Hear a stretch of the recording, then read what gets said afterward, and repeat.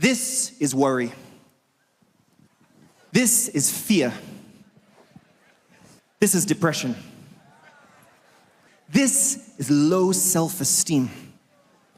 Now, let's repeat the race. Are you ready? 3, 2, 1, go!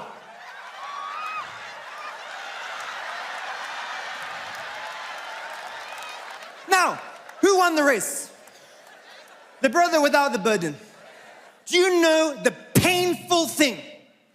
The painful thing about this. For many of us today, our burden has taken our eyes off Jesus. We face a burden, something holds us back, holds us down. We try to solve the problem without God.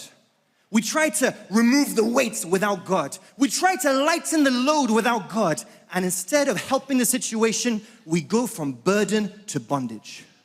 Let me give you an example. Let's just say my brother has been sent a threatening message, a text message that says, I'm gonna deal with you and your family. And he's afraid. Fear is a burden. And he thinks to himself, what am I gonna do?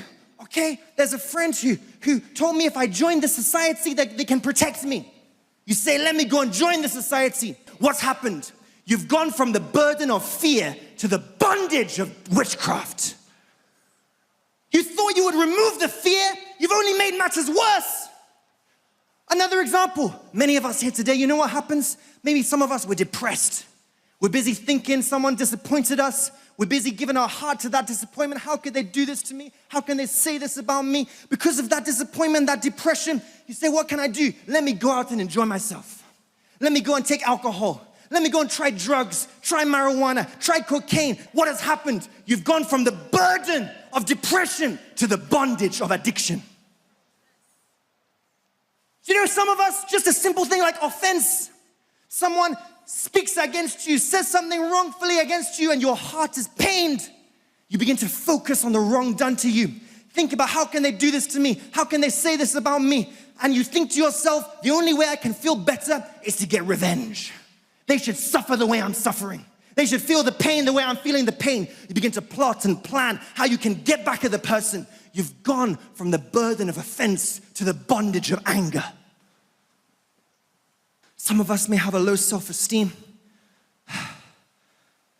We isolate ourselves.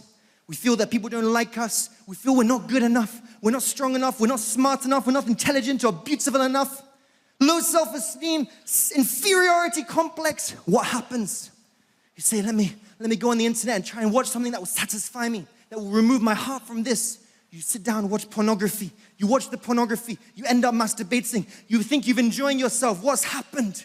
You've gone from the burden of inferiority to the bondage of lust. Heart is bound and burdened. And do you know what's happening? It's just like this.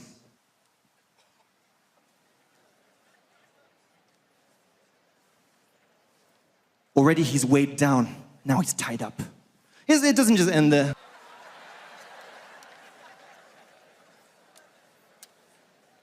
Your heart is burdened. And now you've given Satan permission to chain you. You've given him the right to lock you up, to tie you down. I wonder what's going to happen in the race now. Let's give it a go. This time we'll just race to here. 3, 2, 1, go.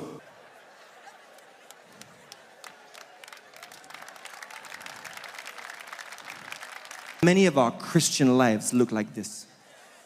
We're stuck. We're stagnant. We're not moving. We're struggling, but nothing seems to be working. We go to church, we pray, we fast, but our heart is bound and burdened. And let me tell you this truth, people of God. Satan cannot remove a burden he created. Satan cannot loosen a chain he fastened. Some of us have this wrong impression. You say, I want to fight fire with fire. You want to fight envy with pride. You want to fight malice with jealousy. You want to fight anger with lust. You don't realize that they have the same father. They come from the same source. Satan is the author of bondage. He cannot bring freedom. Satan is the author of division. He cannot bring unity. Satan is the author of pain. He cannot bring peace. Only Jesus can set you free. You can't find freedom in the world. No one can remove this burden. No one can cut these chains. Only Jesus can cut the chains. Only Jesus can loose the burden. Only Jesus can remove the pain. Only Jesus can give you peace. Only Jesus. And what Jesus does is very simple. You just give him the opportunity. What does he do?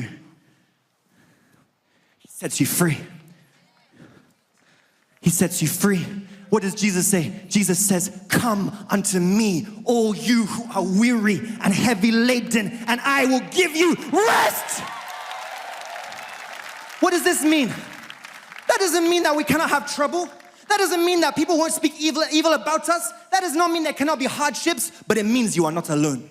You and him are working together. You and him are facing the battle together. You and him are fighting the battle together. You and him are lifting the load together. You and him are facing the persecution together. You are sharing in his ability, sharing in his strength. And as you bless God in your trials, you will be blessed by God through your trials.